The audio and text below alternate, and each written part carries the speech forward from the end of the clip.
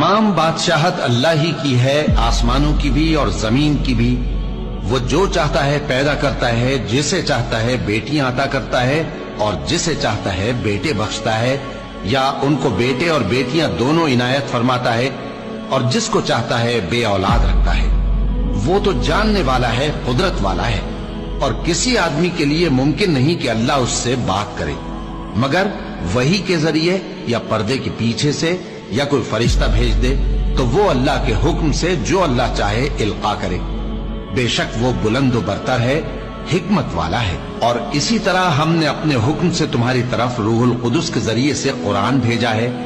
تم نہ تو کتاب کو جانتے تھے اور نہ ایمان کو، لیکن ہم نے اس کو نور بنایا ہے کہ اس سے ہم اپنے بندوں میں سے جس کو چاہتے ہیں ہدایت کرتے ہیں۔